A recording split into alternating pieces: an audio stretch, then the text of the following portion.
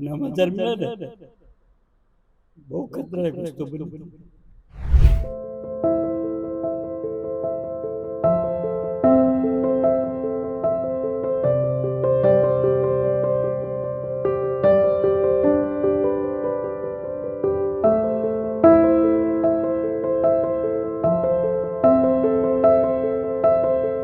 Ticket book થઈ ગઈ હતી. A1 નંબર પણ મને આપી દીધો હતો, પણ મને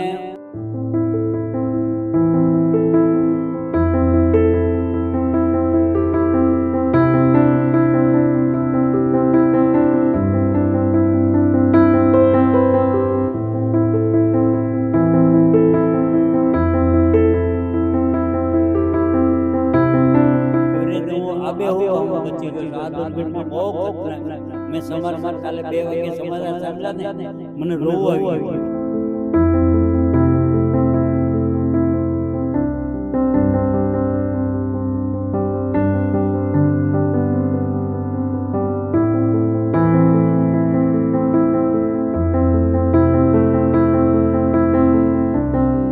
જવાનું હિંમતે મતદા તો મધ્ય કુતા ભગવાન મારી પડકે છે, મને કઈ થવાનું.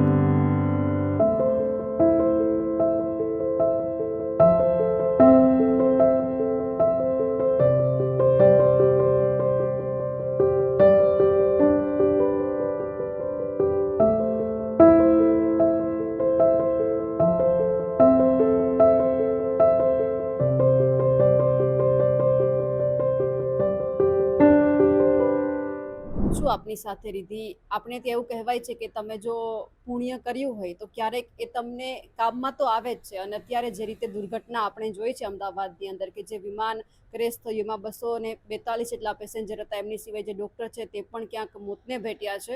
પણ એવું કહેવાય કે જ્યારે પુણ્ય કર્યું હોય ને એ ક્યારેક કામમાં આવી જાય છે. અને એ જ પુણ્યની સાથે અત્યારે મારી સાથે એક દાદા બેઠા છે કે જેમણે વર્ષોથી ક્યારેક કોઈકની સેવા કરી હશે, જે એમને કામમાં આવી ગઈ. કારણ કે તેઓ પોતે જવાના હતા, એ જ જે ફ્લાઇટ છે તેમાં એમણે બુક કરાવવાનું હતું, પરંતુ અચાનક તેમને કંઈક કામ આવ્યું એટલે કેન્સલ થઈ ગયું. એ જ મારી સાથે સવજીભાઈ દાદા જોડાયેલા છે. દાદા, ત્યાં તમે કોને ત્યાં જવાના હતા? મારો દીકરો ત્યાં છે, એને મળવા માટે હું જવાનો હતો. અને એણે ત્યાંથી જ આ ટિકિટ બુક કરાવી હતી મારા માટે, પરંતુ ટિકિટ બુક થઈ ગઈ હતી. A1 નંબર પણ મને આપી દીધો હતો, પણ હું સ્વામિનારાયણ ભગવાનનો પાકો ભગત છું. મને સદબુદ્ધિ હતી, મેં તરત જ એને ના પાડી દીધી કે મારે આ ફ્લાઇટમાં જવું નથી. એટલે એણે એ ફ્લાઇટ બુક કરેલી કેન્સલ કરી અને આજે સોમવારની ફ્લાઇટમાં બુક કરાવ્યું છે. એવી રીતે હું આબેહૂબ આમાં બચી ગયો છું. આ દુર્ઘટના બહુ ખતરનાક છે.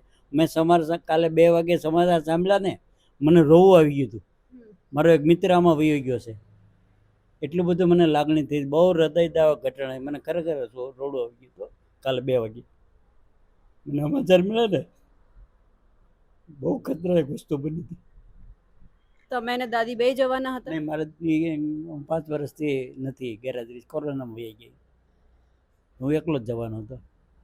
પણ ભગવાનની દયાથી છે ને, હું સ્વામિનારાયણ ભગવાનનું રોજ સવારે 5 વાગે ઉઠીને ભજન કરું છું. એ મારે આમાં કામ આવી ગયું. ખરેખર મને ભગવાને મદદ કરી.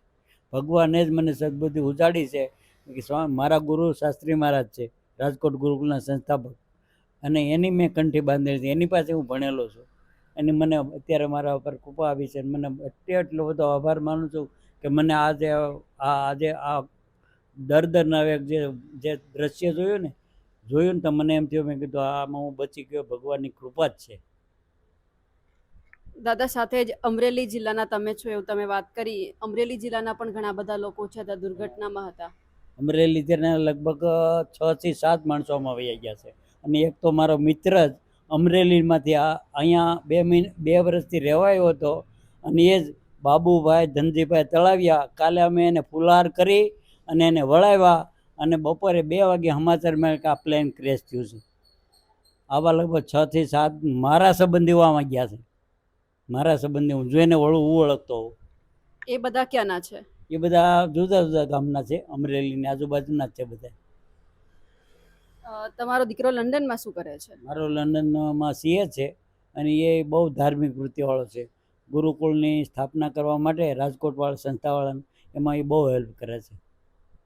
તો તો ત્યાં તમે રોકાવા જવાના હતા, કોઈ પ્રસંગ હતો કે ખાલી મળવા માટે જ એને એવી લાગણી હતી કે મારા પપ્પાની ઉંમર થઈ ગઈ છે, એટલે એકવાર હું અહીંયા તેડાવી લઉં એટલે એને સંતોષ થઈ જાય. એટલે મારા બીજા 6 મહિના હતા, પણ હું ત્યાં 2.5 મહિના જ રોકાવાનો હતો, ઝાઝું રોકાવાનો નહોતો. એના સંતોષ ખાતર જ મારે જવું હતું.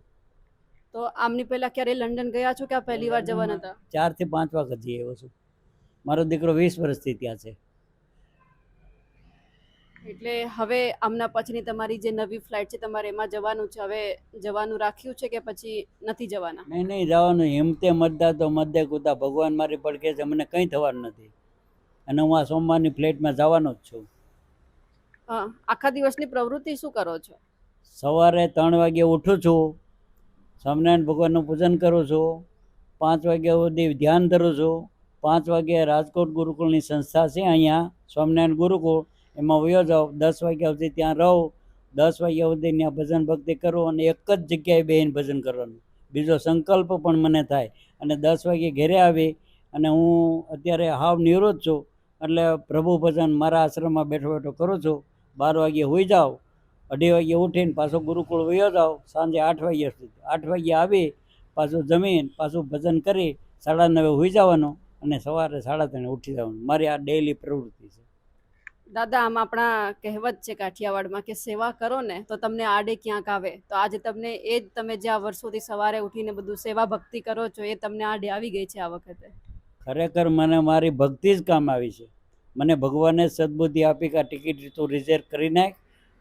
અને અમારા સ્વામિનારાયણ ભગવાન આવી રીતે અમારા હરિભક્તોને કેટલી જગ્યાએ ચેતવેલા છે. અગાઉથી ગામના ગામ ખાલી કરાવી નાખેલા છે. આ ગામમાં જ વયા જાઓ, આવતીકાલે આમ થવાનું છે. એમ આવી જે અચેત વસ્તુ હોય ને એમાંથી અમને બચાવી જ લે છે. 100% મને નિષ્ઠા છે. આ જે ઘટના બની છે તેમને લઈને શું કહેશો તમે? આ ઘટના ખરેખર બહુ જ હૃદયદાયક છે કે જે બનવી ન જોઈએ, પણ કુદરતી બધાનો કાળ હોય ને એ ગમે ત્યાં ખેંચી જાય. એવી રીતે આ બહુ દર્દનાશક ઘટના છે કે જેનું કોઈ વર્ણન ન થઈ શકે. અમે અત્યારે હોસ્પિટલથી જ આવ્યા છીએ. આમ જે મા બાપ હોય ને પોતાના દીકરા દીકરી હોય કે સગા સંબંધીને ગોતી રહ્યા છે કે હજુ અમને મળતા નથી, એ જગ્યા ઉપર જ્યાં થયું છે ત્યાં પણ અમે જઈને આવ્યા કે જે વ્યક્તિને કોઈને ખબર જ નહીં હોય કે નીચે ડૉક્ટર રહેતા હતા, અચાનક જે આ વિમાન એમની સાથે ભટકાયું અને પછી આ બધું થયું.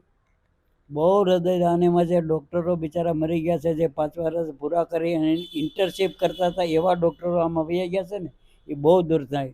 એ લોકોને સહાય કરનારા હતા, એને બદલે એને જીવ છોડી દીધો છે. એ બહુ ખતરનાક ઘટના છે. દાદા, આપ અમારી સાથે જોડાયા, આપનો ખૂબ ખૂબ આભાર. Thank you. જય સ્વામિનારાયણ. તો જે રીતે આપણે ત્યાં એવી કહેવત છે કે તમે સેવા કરો, એ જે અત્યારે આપણું એને એક દાખલો જોયો છે. મારી સાથે આ દાદા બેઠા છે, જવાના હતા. આજ જે ફ્લાઇટ હતી તેમાં એમની ટિકિટ બુક કરાવેલી હતી અને અચાનક એમને એવું થયું કે અમારે જે ટિકિટ છે કેન્સલ કરાવી છે અને કરાવી નાખી. એટલે આજે આપણી સાથે છે અત્યારે કેટલા બધા લોકો, જે 242 જેટલા મુસાફરો અને જે ઇન્ટર્ન ડૉક્ટરો હતા 50 થી 60, એ બધા અત્યારે મોતને ભેટ્યા છે. અને ક્યાંક ને ક્યાંક જે આ મોતનો આંકડો સતત જે વધી રહ્યો છે અને મા બાપને એમના જે સંતાનો છે તે પણ સોંપવામાં આવી રહ્યા છે. તમને વધુ પણ અમે અપડેટ આપતા રહીશું. નમસ્કાર.